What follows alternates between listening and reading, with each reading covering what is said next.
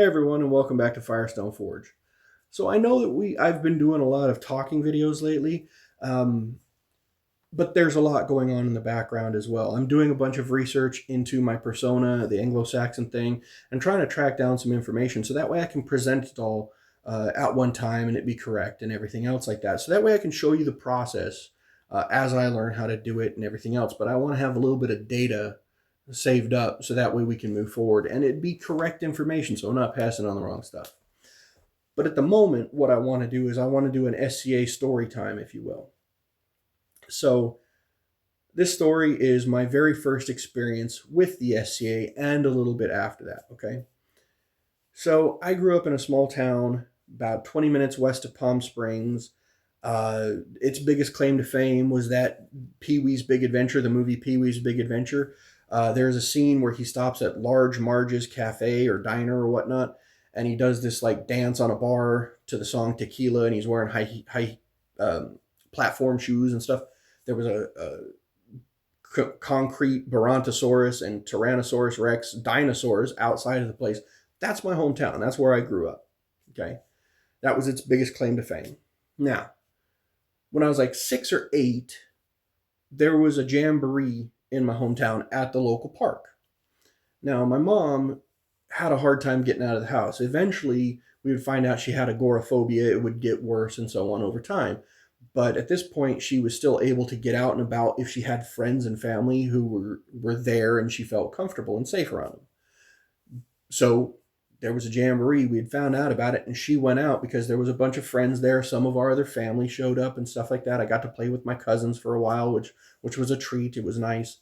Um, but so while there was a barbecue going on and music and all this other kind of stuff, off on the side, there were these large medieval style pavilions. And like there were guys out there with these wooden sticks and they were fighting each other and like full hitting each other and everything else. And I'm just blown away by it. So it turns out it was the SCA. Now, there was this one guy. He seemed to be the better fighter of everybody who was there. There was only about 10 people all told. And probably about 4 of them were fighters, 4 to 6. Because there were people helping set up tents. There were people who were showing things, doing arts and science, archery, a bunch of different stuff. But there was about 4 to 6 heavy fighters. So this one guy, he seemed to be a cut above the rest. He was fighting better and everything else like that. And like I was just watching him because he was doing great. And it was incredible. By this point, as a kid, at my school, whenever they would take us to the library, for like story time and all that kind of stuff. Like you'd hear, like stories of Clifford or like the big red dog and all. And I was like, I am not into this. So I would sneak out of the kids section in the library and I'd go into like the normal library and just right around the door from the kids section, there was books on medieval weapons and armor and stuff like that. And I would read those and, because I wanted to be a blacksmith and it always spoke to me. It always has. I don't know. Anyway, so I'd already been doing that, and then I get to see these medieval dudes fighting, and I'm blown away. I'm just like so excited, right? So I got to hold a sword for the first time. This one gentleman who I actually met later, I'll tell you about that in a second. He had me put my arms out, and he laid a sword across my arms and everything else like that. And I was just with the weight of it, it was so incredible. It blew me away.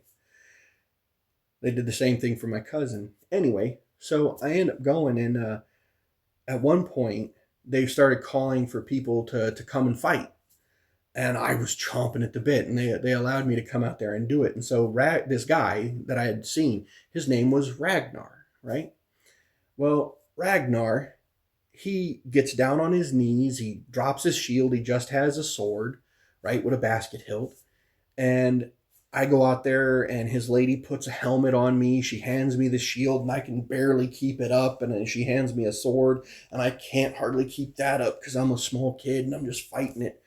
And so she's trying to tell me how to throw a shot, like how to hit him and everything else like that. And I manage to swing the thing around and he blocks. And I'm like, because I want to hit him. So finally, like I try and do that for a little bit. And then finally, I just take the shield and I throw it down and I grab the sword and I just start going at the guy, right? And he's like, oh no. And he starts blocking really well and everything. And I got him a couple of times. I don't know if he gave them to me, probably. or what, but not the point. I'm just like full going at it, having a blast, and he's laughing, I'm laughing, everything else like that. Afterwards, he says, "So this is the SCA, or Society for Creative Anachronisms, and yeah, you should really come out and do this when you're old enough." And I'm like, "Yeah, how old is old enough? I'll do it now."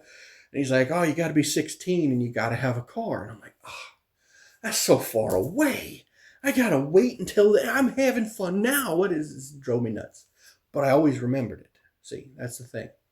Well, over the course of years, like I went to high school, met a bunch of people, used to play football with this one guy, like during lunch period and stuff like that. Him and a couple of guys. Anyway, so I end up at one point in my early 20s moving down to San Diego.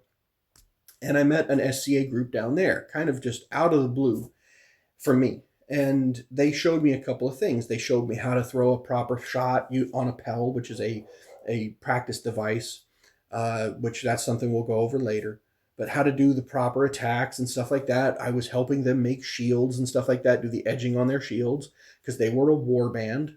They would do stuff at wars anyway. A lot of really nice guys. Anyway, I ended up moving back towards my hometown, and this is maybe telling my age a little bit, but when The Grinch was in theaters with Jim Carrey, okay, a buddy of mine had come to me and had said, "Hey, my brother and this other guy that he works with, they're starting to get into the SCA. One of them, my brother wants you to make him some chainmail for his helm," because I was making chainmail armor at the time. He wanted me to make chainmail for him.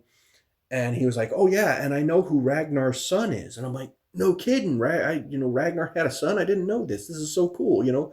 Maybe we could get him back out and fighting." Anyway, we had talked for a while and stuff, and then finally, when The Grinch was in the theater, me and my buddy were standing there in line, waiting to kind of go in because just have a good time, get out of the house for a bit.